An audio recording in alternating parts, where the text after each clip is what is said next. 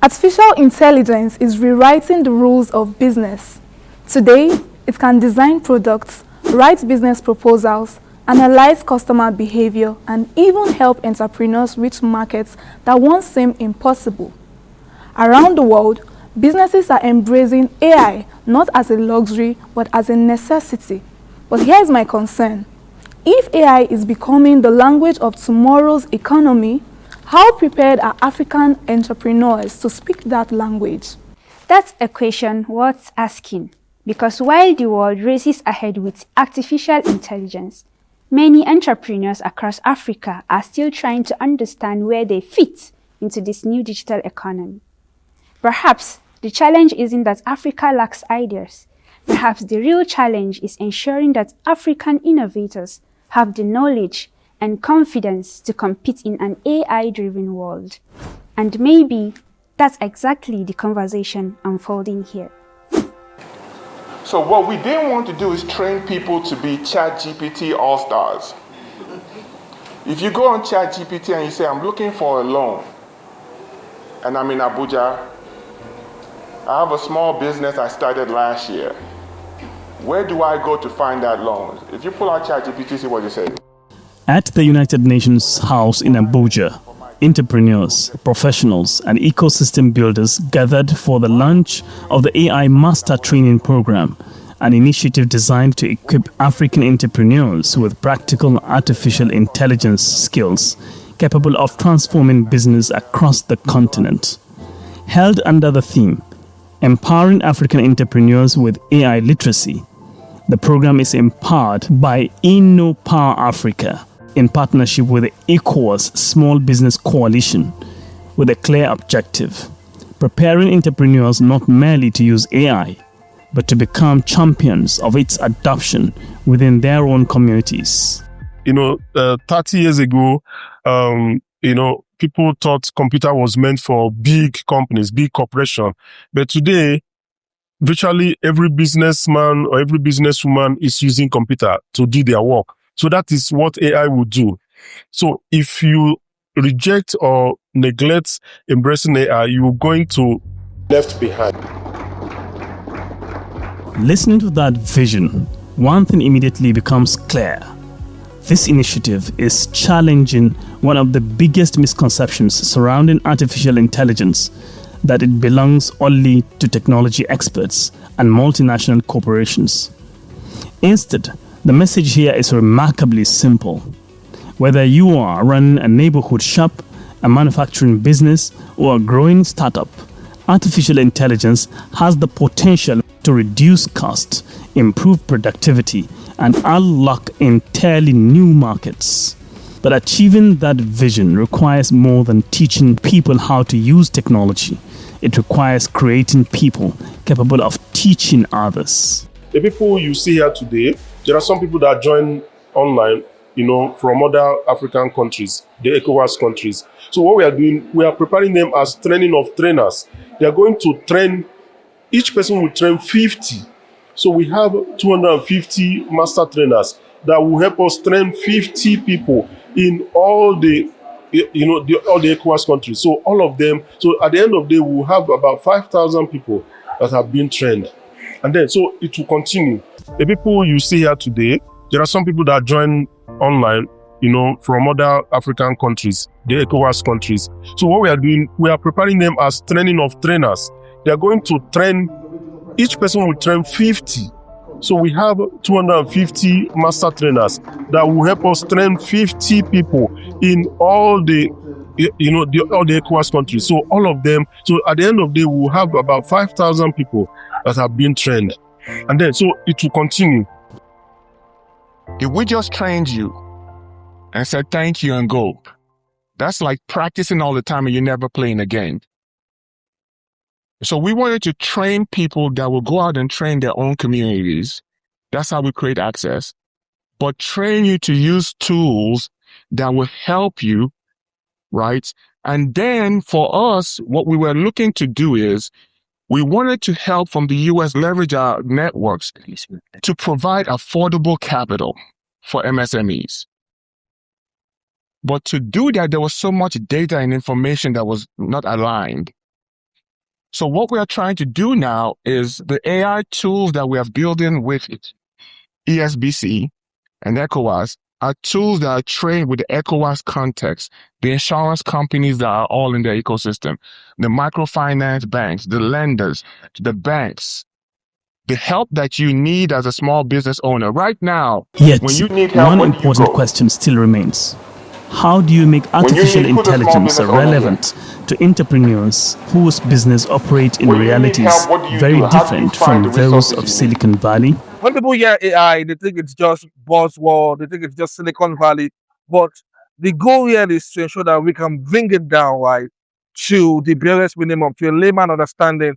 You know, there'll be breakout sessions, there'll be interactive sections, just to ensure that even from a 3G phone, a business owner in Balogun markets in Goganada can utilize artificial intelligence in their business, right, to their own context, to their locality. And trust me, right, they'll see a tremendous growth in their business by following this methodology.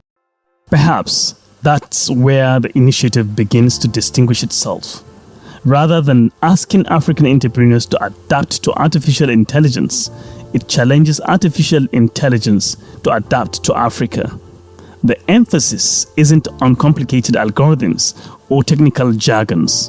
It's on solving everyday business problems, helping traders to make better decisions, helping manufacturers improve efficiency, helping small businesses grow with confidence.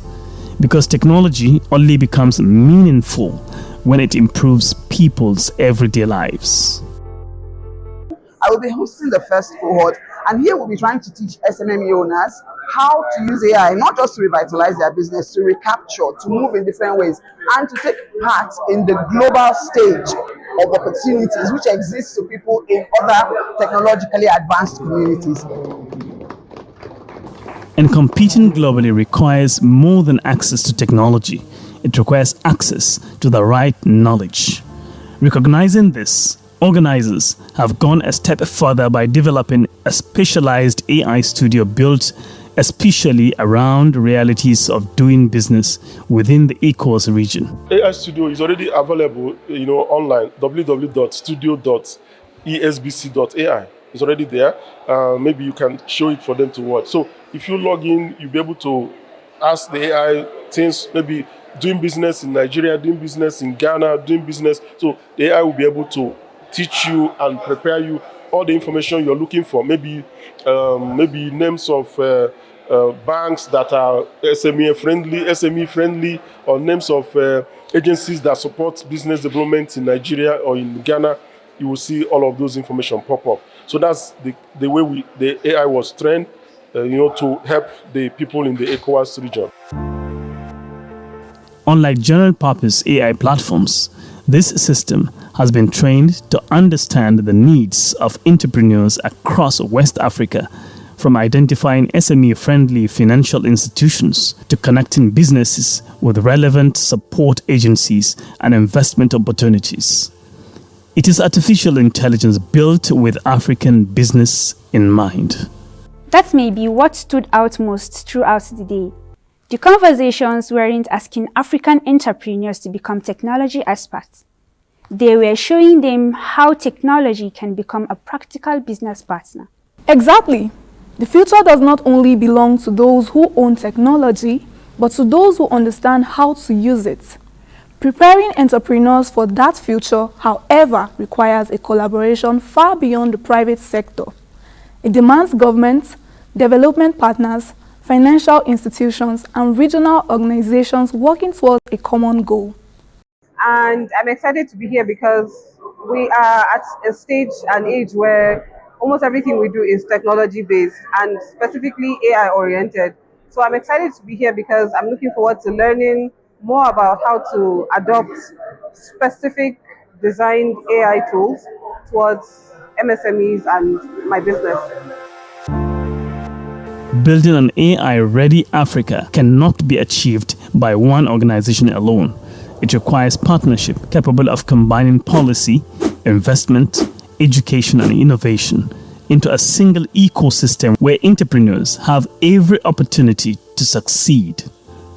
That shared commitment brought together development partners and regional institutions with a common belief. Africa's greatest resource has always been its people. What you're doing is something that we like to see happen. Of course, Denmark's interest in Nigeria and in West Africa is to see development, is to see security, is to see jobs and growth. We know that the future of the world lies in Africa. This is where the young people are. Population numbers in Europe are falling. For the world to grow, we need to focus on the young people where they are, and they are in Africa right now.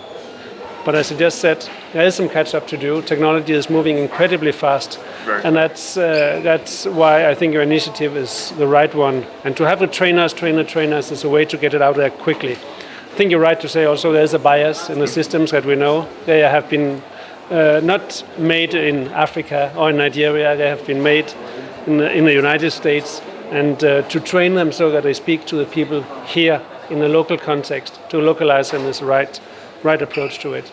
So we're very happy to see this initiative, and it really also supports some of the initiatives that we're already carrying on with that include training young Nigerians to work in the tech sector. So I think there's a good complementarity here. Yes. Thank you very much. For development partners, investing in artificial intelligence is ultimately an investment in people. Africa possesses one of the youngest population in the world. Ensuring that young entrepreneurs have access to emerging technologies is no longer simply desirable. It has become essential for long-term economic growth. But preparing entrepreneurs for tomorrow also requires strengthening the business they operate today.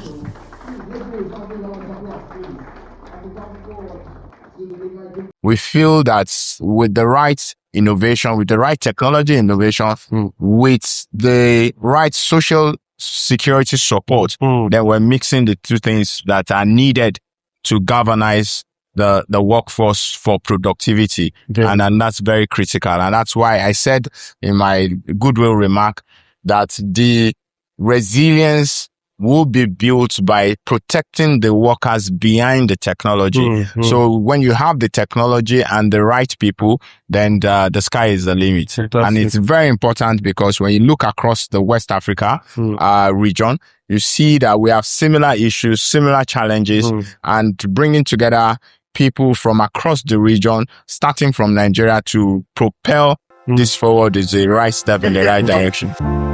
That regional perspective reflects an important reality. Business opportunity no longer stop at national borders.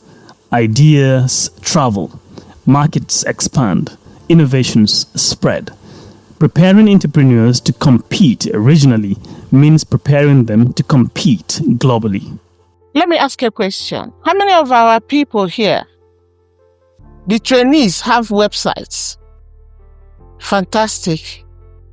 You're going to meet a pool of resources of those who have never heard about websites, who do not have emails. And these are people who are hoping to trade intra-region and globally. And there are opportunities that we're going to galvanize from these strategic partners from this side. Let me first commend the organizers. This is the largest pool of strategic partners I have ever seen in any event. You have put in a lot of work, but there is work to be done on this side. Aggregation of the suppliers of the support services. Imagine a situation where a female processor of, let's say, shea butter in Niger State has access to markets in, say, Côte d'Ivoire. And she knows what it takes to negotiate. And she knows how much the value of what she processes is worth. That is the mission you are embarking on. Perhaps one of the biggest challenges isn't the availability of technology, it is adoption. Across Africa, countless entrepreneurs remain uncertain about where to begin, even as digital transformation accelerates around them. Helping businesses embrace technology requires more than introducing new tools. It requires institutions willing to simplify access, build confidence, and ensure that innovation reaches entrepreneurs at every level.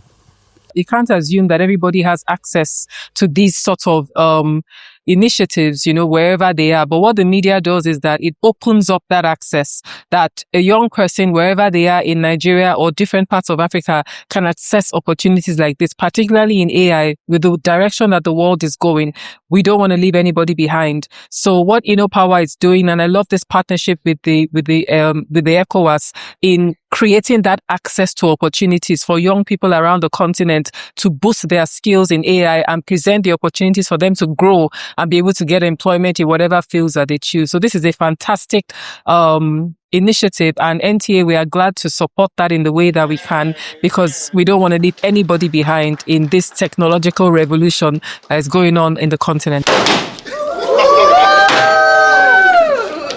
Technology can only transform lives when people know the opportunities available to them. That is where communication becomes just as important as innovation itself. Because every entrepreneur who discovers an opportunity through programs like this represents another business with the potential to grow, employ people, and contribute to Africa's digital economy.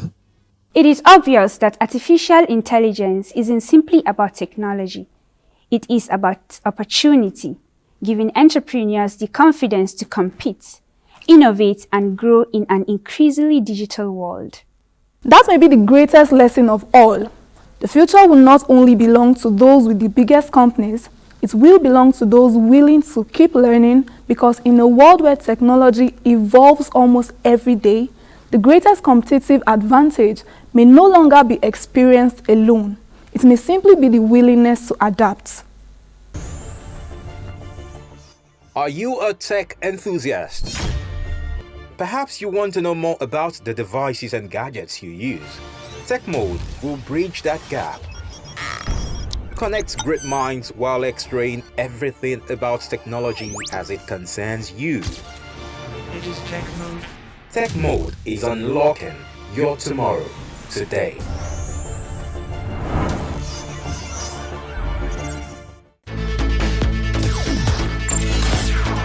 Listening to everything we've heard today, one question keeps coming to mind.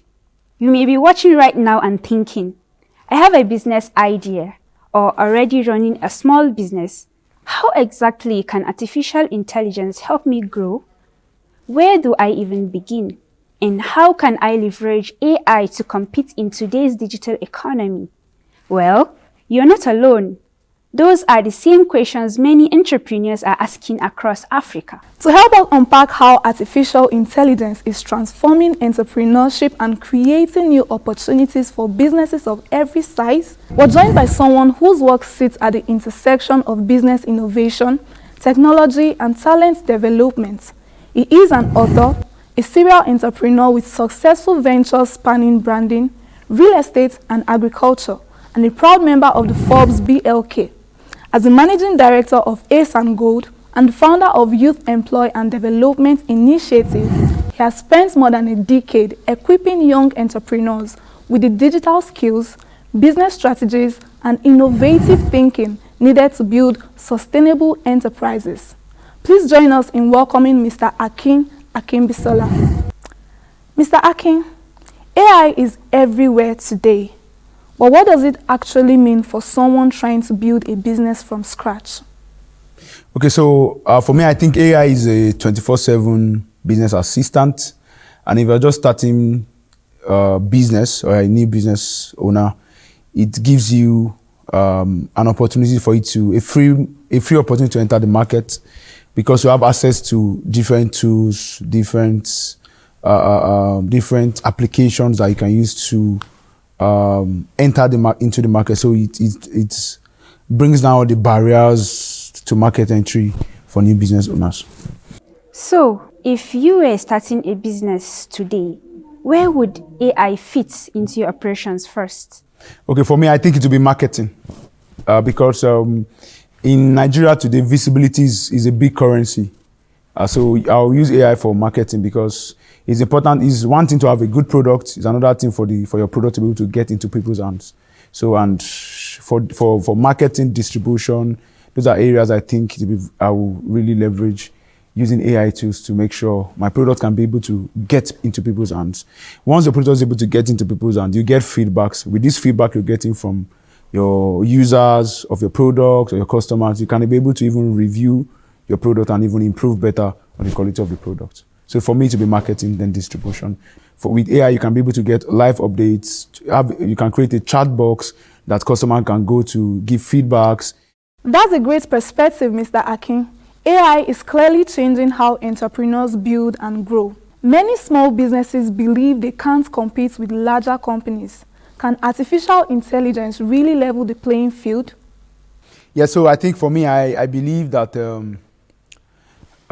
with fewer resources, AI really can help businesses to grow and help businesses to scale up and to even achieve more results. You don't need so many people now with the use of AI.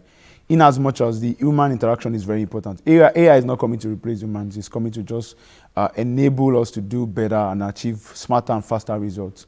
So with AI, we can be able to, it can help businesses to grow, it can help you to make faster decisions, to be able to make some wise choices, and you can be able to understand the behaviors of your customers and also be able to serve them better. Humans are bound to make mistakes. So what mistakes do entrepreneurs make when they start using AI?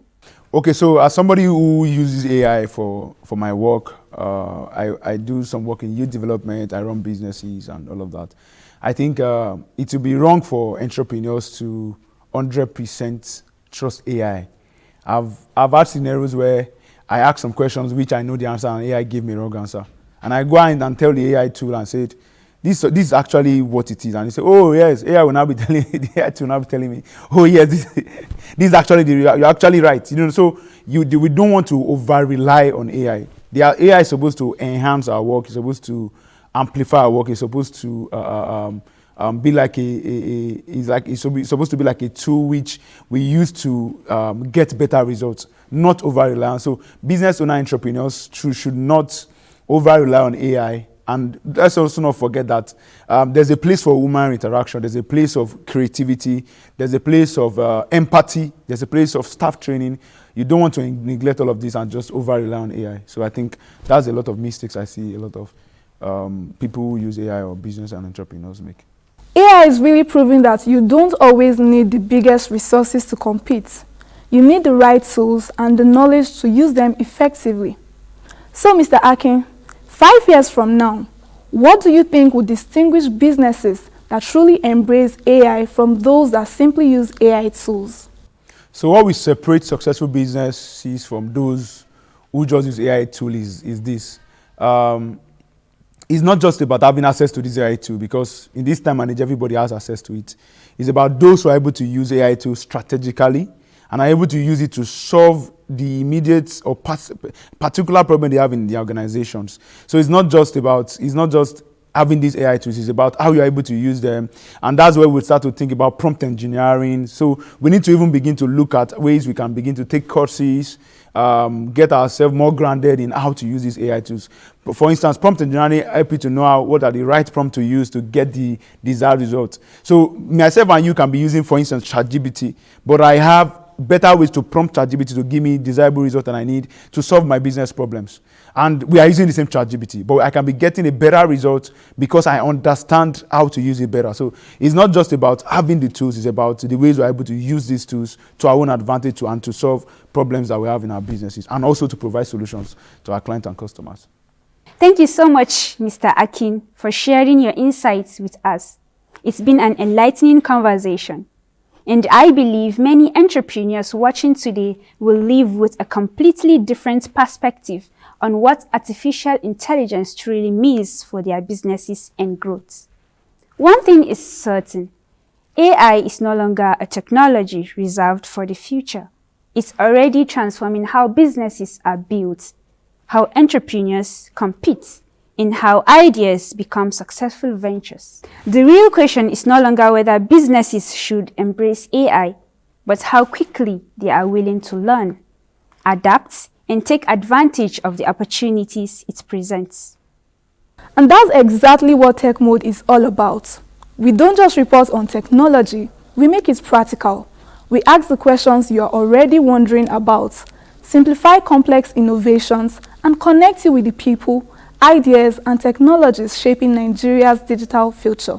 So, if you're a technology company, startup founder, innovator, researcher, government agency, ministry, development partner, SME, or industry leader with innovations, solutions, or initiatives that can educate, inspire, and empower Nigerians, we'd love to tell your story.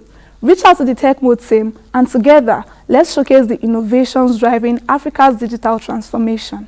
Because every great innovation begins with an idea, but every great idea deserves to be seen, heard, and understood. I am Fatima Ibrahim. And I am Splendor Ojonuma Omale. Thank you for watching Tech Mode. Until next time, keep learning, keep innovating, keep shaping the future. Logging off.